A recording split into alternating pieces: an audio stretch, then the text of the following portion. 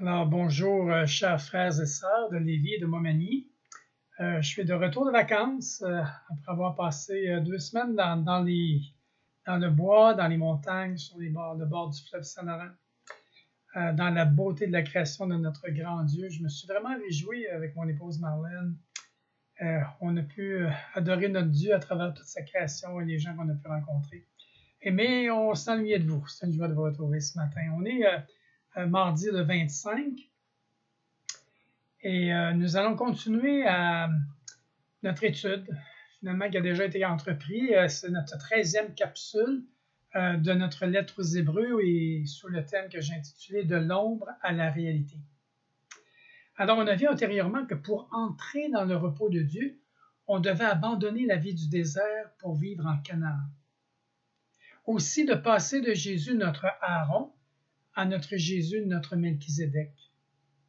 De passer de l'ancienne alliance à la nouvelle alliance. Et récemment, on a pu voir de passer du lieu saint au lieu très saint. Alors, ce sanctuaire céleste est vraiment supérieur au sanctuaire terrestre que Dieu avait donné à Moïse, et cela pour plusieurs raisons. Premièrement, c'est parce qu'il est au ciel.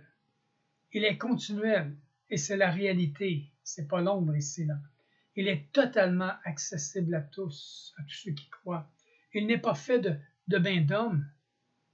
Il a été pourvu par le sang de Jésus, le Fils de Dieu, et ce sang est totalement efficace en matière de salut éternel.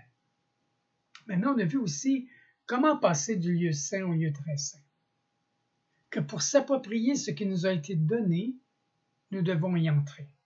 Alors, à travers Hébreux 10, on a pu lire « Ainsi donc, mes frères, nous avons une pleine liberté pour entrer dans le lieu très saint grâce au sang du sacrifice de Jésus. » Et on a vu les 4 éléments essentiels pour s'approcher de Dieu dans les versets 22-23.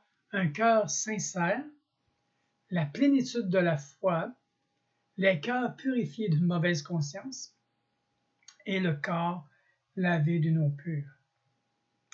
Ce matin, nous allons approfondir l'aspect important que je crois qu'on doit avoir du sang de Jésus.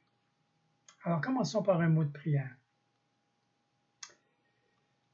Père, nous te demandons ce matin d'ouvrir nos yeux spirituels.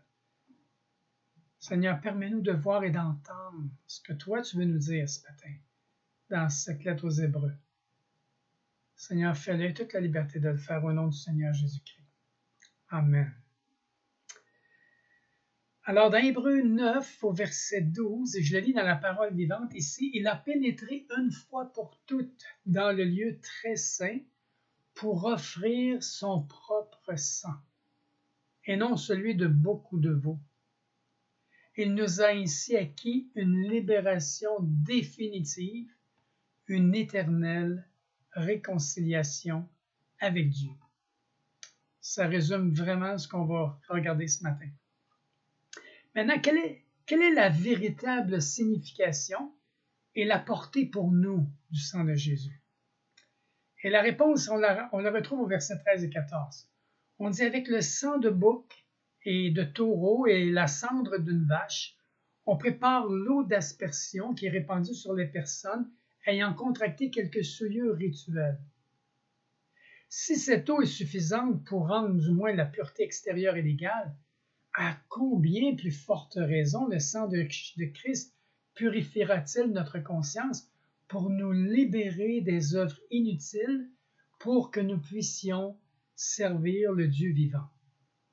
Poussé par l'Esprit éternel, il s'est offert lui-même à Dieu comme une victime sans défaut et sans tache. » Maintenant, frères et sœurs, on retrouve le mot « purifiera » qui exprime vraiment une opération radicale. Quand on purifie, c'est un décrassage, c'est-à-dire solide. Prenons l'exemple, si on a fait une sauce à spaghetti dans un gros chaudron en fonte, on sait que le chaudron va être sali et que si on le laisse quelque peu sur le comptoir, ça sèche. Et que pour le nettoyer, ça va prendre 2 choses, du savon à vaisselle qui est très dégraissant et une bonne laine d'acier pour être capable d'un peu décaper toute cette sauce-là qui s'est endurcie sur les côtés du chaudron. Maintenant, la question qui se pose ici, c'est que nettoie le sang de Jésus? Et il nous est dit dans l'auteur de l'Épître aux Hébreux, il parle de notre conscience. Notre conscience de quoi? Il nous dit des œuvres inutiles. Et si on regarde dans Louis II traduit par des œuvres mortes. Et ici, l'auteur l'explique en se référant au rituel de l'Ancien Testament. Il parle du sang des boucs et des taureaux, et il parle aussi de la cendre d'une vache qui était répandue sur celui qui s'était souillé sous la loi de Moïse. Mais on peut se poser la question, pourquoi la cendre d'une vache? Qu'est-ce que ça peut exprimer véritablement? J'aimerais vous faire remarquer que ce verset qu'on vient de lire mentionne la conscience et qu'elle est parfois souillée, cette conscience-là. Et c'est pour cela qu'il parle ici de son besoin d'être purifié. Notre conscience, vous savez, joue un rôle vraiment important. Elle nous parle de ce qui est juste et de ce que nous avons commis qui peut être injuste. Notre réalité avec le péché, c'est qu'il nous laisse toujours un héritage de culpabilité. C'est très important ce que je dis ici. C'est un peu comme une tache sur notre cœur. Pensons-y. Longtemps après que le péché a cessé d'occuper notre pensée, même longtemps après, même lorsqu'il a presque disparu de notre mémoire, la tâche du péché non confessé reste toujours sur notre conscience. Le temps ne fait rien pour ôter cette culpabilité, chers amis. Prenons l'exemple de notre chaudron que nous n'aurions pas lavé le jour même. Le lendemain matin, le chaudron, c'est encore là, puis les taches aussi. Qu'on attende une semaine, qu'on attende un mois, ça va être la même chose. Même que la saleté, les taches vont s'incruster davantage, vont s'endurcir davantage. Alors, le péché, dans le fond, il laisse un héritage toujours présent et actif qui continue d'accuser notre conscience. Et lorsqu'elle est souillée, elle peut nous rendre vraiment, vraiment misérables. Elle peut même perturber notre santé physique, nous mettre mal à l'aise avec nos collègues, nos proches, et surtout nous couper de Dieu. Mais attention ici, frères et sœurs, chaque conscience n'a évidemment pas la même sensibilité. Celle-ci varie d'une personne à l'autre. Certaines consciences humaines peuvent ne réagir que si les faits nécessitent l'intervention de la police ou des autorités, alors que pour d'autres, elle est très sensible à la moindre omission. Alors, la question qui se pose, comment pourrons-nous prendre conscience de ce qui n'est pas juste entre nous et Dieu et chercher le remède que Dieu nous offre? Notons ici qu'il nous est dit que le sang de Jésus ne purifie pas notre conscience du péché, mais des œuvres inutiles, des œuvres mortes. Et il faudrait un peu regarder ça parce que c'est quelque chose de vraiment important ici, de vraiment précis. La Bible, dans le Nouveau Testament, nous parle de 3 sortes d'œuvres. Premièrement, il nous parle des bonnes œuvres. Dans Éphésiens 2, 10, il nous est dit « Car nous sommes son ouvrage, ayant été créés en Jésus pour de bonnes œuvres, que Dieu a préparées d'avance afin que nous les pratiquions. » Notons qu'il ne parle pas de n'importe quelle œuvre ici. Là. Celle que Dieu a préparée d'avance. Cet espace de service que nous lui rendons et que nous rendons aux autres et qui a été préparé pour nous. Il parle deuxièmement des œuvres mauvaises. On voit ça dans Colossiens 1, verset 21. « Et vous, qui étiez autrefois étrangers et ennemis par vos pensées et par vos mauvaises œuvres, il vous a maintenant réconciliés par sa mort dans le corps de sa chair. » Ici, dans le fond, ça nous parle du péché pur et simple. On était ennemis par nos pensées, nos mauvaises œuvres, par nos péchés. Et troisièmement, il nous parle des œuvres inutiles, des œuvres mortes. On vient de le voir ici dans l'Hébreu. C'est quelque chose, on pourrait dire, de mitoyen entre les mauvaises œuvres et les bonnes œuvres. Un peu comme ces choses que nous pensons devoir accomplir pour devenir de meilleurs chrétiens. Mais que nous ne réussissons jamais à réaliser à 100%. Si je vous posais cette question ce matin, quelles sont les choses que vous pensez devoir faire pour devenir un meilleur chrétien et être utilisé davantage par Dieu? Et que je vous ai fait une liste de cela. Mais je pense que plusieurs écriraient ceci.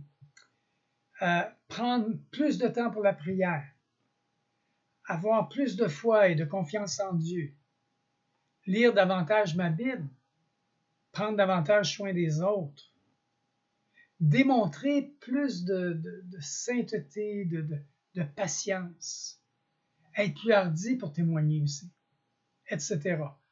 C'est toutes des choses, nous devrions.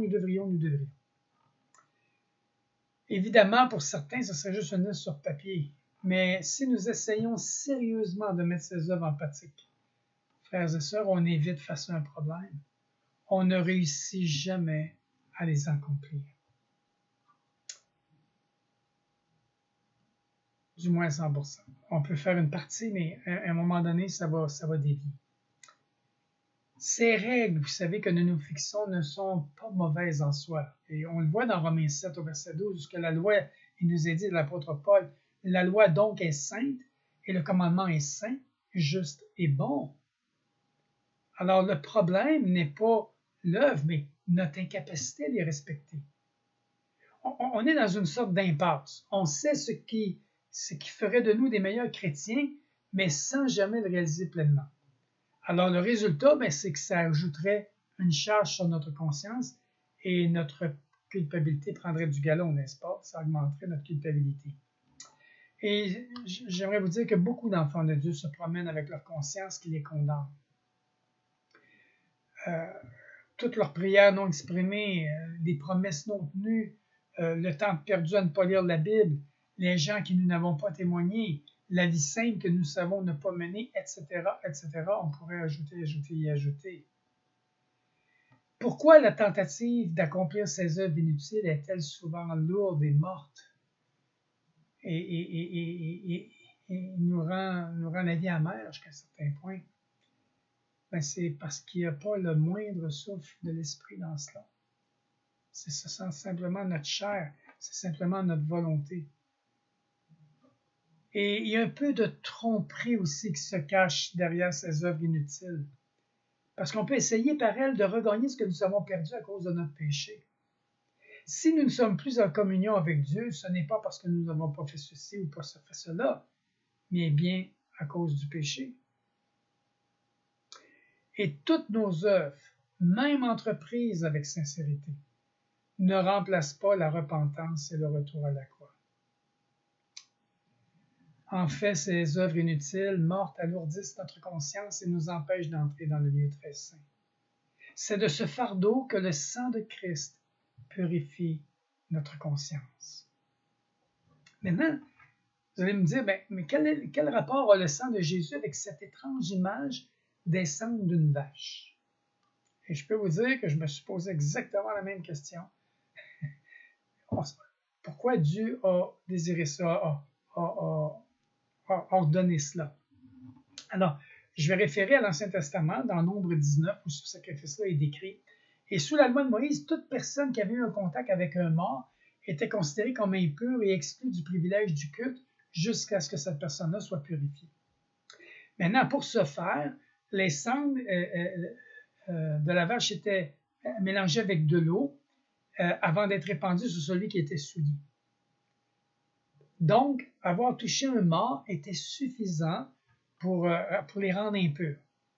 Maintenant, rappelons-nous qu'il y a une génération entière qui a disparu durant les 40 ans de la traversée du désert, que des cadavres devaient tous être enterrés, puis il y en avait tous les jours. Là. Les Israélites étaient en fait sans cesse impurs, en tout cas de certains d'entre eux, et ainsi déchus de leurs privilèges. Donc, il est indispensable qu'il existe une méthode pour obtenir leur purification qui soit continuellement disponible, puisque l'impureté survenait continuellement. Alors, le souverain sacrificateur avait l'ordre de sacrifier une vache rousse d'asperger le tabernacle de son sang et de brûler son corps hors du camp et de le réduire en cendres. Celle-ci était ensuite soigneusement conservée. Chaque fois qu'un homme se savait impur, il allait demander qu'on réalise pour lui la cérémonie de purification, c'est-à-dire l'aspersion de ses cendres mélangées de l'eau sur lui. Il le refaisait à nouveau 7 jours plus tard, c'était ça l'ordonnance, après quoi l'impur était déclaré pur et pouvait jouir à nouveau de ses privilèges religieux. Alors, frères et sœurs, ces cendres d'une vache sont en fait une image du sang de Jésus-Christ. On ne peut pas brûler des cendres car elles sont déjà consumées en soi. Elles sont ce qui reste lorsque le feu a fait son œuvre. Donc, les cendres, c'est la preuve de l'action du feu. Maintenant, regardez-moi, ici, sur le calvaire, si on réfère au moment où Jésus a été crucifié, sur le calvaire, on dit que le feu de la colère de Dieu contre les péchés des hommes est tombé sur son Fils. Le psaume 90 au verset 11, d'ailleurs, pose cette question. Qui prend garde à la force de ta colère et à ton courroux selon la crainte qui t'est due? Chers amis, le seul qui ait connu la pleine force de la colère de Dieu contre le péché est Jésus. Jésus pendu au bois. Il ne l'a pas simplement connu, la colère, il l'a consumée. La colère l'a consumé sur place. C'est un peu ce qu'il voulait dire dans ces derniers mots. Tout est accompli. C'est une marque de l'œuvre achevée et du jugement qui a été exécuté sur sa personne. Totalement. Jusqu'à l'extinction, et cela pour vous et moi. Alors que nous considérons le sang de Jésus, tout ce que nous voyons du jugement de Dieu, ce sont les cendres. Chers frères et sœurs, nous n'avons rien à ajouter à cette œuvre pour se mettre en ordre avec Dieu. Tout a été fait pour lui et par lui. Et l'application des cendres sur les impurs est un gage de l'application de l'œuvre achevée du Christ à la conscience qui est fautive, c'est-à-dire la nôtre, lorsqu'on se repent et que nous croyons. Et tandis que nous le faisons, notre conscience est instantanément purifiée, mais pas seulement du péché, mais aussi des œuvres mortes. Observez comment cette délivrance des œuvres mortes se produit. Ce que j'essayais de produire par mes œuvres, je le reçois dans le fond comme un cadeau de Dieu au pied de la croix. Laissez-moi vous donner un petit exemple. Si j'avais perdu un billet de 100$ et que je le cherchais partout, j'essayais de le trouver partout, quelle serait la première chose que je ferais après l'avoir retrouvé? Pensez-vous. Certainement, j'arrêterais de le rechercher. C'est pareillement pour la première chose que je fais quand j'ai retrouvé la paix et la plénitude au pied de la croix. Je cesse de les chercher par d'autres chemins. C'est vraiment ça la liberté. J'ai trouvé. J'ai pu chercher. Rappelez-vous les paroles de Jésus dans Matthieu 11, verset 28. Venez, vous tous qui êtes fatigués et chargés, et je vous donnerai du repos. La cendre brûlée et le sang versé parlent de la même chose, d'un jugement qui a été totalement exécuté. J'aimerais vous référer à l'Ancien Testament, lorsque le sang de l'agneau était répandu en Égypte sur les linteaux des portes la nuit de la Pâque, et ça illustre en fin de compte le même message ici. Dieu avait dit qu'au moment du jugement qui allait arriver sur chaque maison, au Exode 12 au verset 13, le sang sera pour vous un signe. Remarquez bien ce que Dieu dit. Le sang sera pour vous un signe. Mais un signe de quoi? Que le jugement, frères et sœurs, était déjà tombé sur cette maison sur laquelle le sang était répandu. Cela s'était produit jusqu'au coucher du soleil. Le père et son fils avaient tué l'agneau, puis badigeonné son sang sur les montants de la porte. Le père devait dire à son fils qui détestait tuer ce petit animal tout beau, tout délicat, écoute, mon fils, c'est l'agneau, c'est toi qui dois mourir. Parce que c'est vraiment ça qui devait se passer. S'il n'y avait pas le sang sur les linteaux, l'esprit vengeur allait faire en sorte que le premier fils de cette maison devait mourir. Ainsi, le jugement qui serait normalement retombé sur le fils tombait sur l'agneau. Autrement dit, le jugement avait déjà été porté, parce que l'agneau avait déjà été sacrifié. Alors le sang badigeonné autour de la porte en était le signe que c'était accompli. Alléluia! Alléluia! C'est ce que Jésus venait faire pour vous et moi. Jésus, c'est le sang sur les linteaux de nos cœurs. On a déjà le sang sur les linteaux de nos cœurs. Père et fils bénéficiaient d'une paix solide, car le jugement ne pouvait plus visiter à nouveau leur maison. Et pour nous, c'est la même chose. Cette illustration révèle à propos du sang de Christ quelque chose que la croix n'exprime pas. Celle-ci parle de quelque chose d'autre, c'est-à-dire de son humiliation indescriptible et de la décision de Jésus de tout souffrir pour nous. Alors que nous nous tenons devant la croix, nous réalisons que ce sont nos péchés qui l'ont emmené là. Cela nous humilie de notre bord et nous pousse à la repentance. Mais le sang est l'expression de cette parole. Tout est accompli.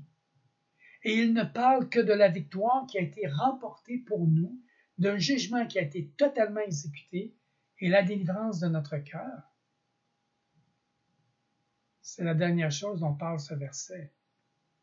Lorsque la conscience est purifiée des œuvres inutiles ou mortes, nous sommes vraiment libres pour servir Dieu. Nous accomplissions donc notre service comme l'expression de notre gratitude envers lui. La prière, l'étude de la parole, le recueillement, les préoccupations des autres, le témoignage envers ceux de l'extérieur résultent tous d'un cœur qui déborde, purifié par le sang, libéré de l'esclavage de la loi, motivé désormais par notre amour pour lui. Prions ensemble. Père, ce matin, nous nous approchons de toi avec assurance, sachant que nous avons la liberté de le faire en vertu du sang de Jésus. Merci de compatir à nos faiblesses, de si bien comprendre nos luttes, mais aussi notre désir d'entrer et de s'approcher de toi. Merci que le sang de Jésus, qui est un signe pour nous, celui des cendres, qui est celui de la victoire, d'un jugement qui a été totalement exécuté et qui procure la délivrance en notre cœur, purifiant notre conscience pour nous libérer des œuvres inutiles afin que nous puissions servir le Dieu vivant. Père, merci pour l'accès au lieu très saint auprès de toi, pour cette communion profonde, car on se sent aimé de toi et jour après jour, on a le pouvoir de faire le choix de demeurer dans ta présence, grâce à l'œuvre de Jésus. Merci Seigneur pour toutes ces choses que nous ne méritons pas et que tu avais déjà préparées d'avance. C'est au nom de Jésus que nous t'avons prié, Père. Amen. Alors, frères et sœurs, pour demain, pour mercredi, je vais vous inviter à lire et à méditer Hébreux 10, juste quelques versets, 35 à 39, qui va nous inviter solennellement à ne pas abandonner ni se perdre, mais de vivre réellement par la foi. Non pas parce qu'on voit ou ce qu'on entend, mais parce que Dieu dit. Alors, je vous souhaite de passer une merveilleuse journée, que la grâce de Dieu vous accompagne en toutes choses. Soyez bénis. Amen.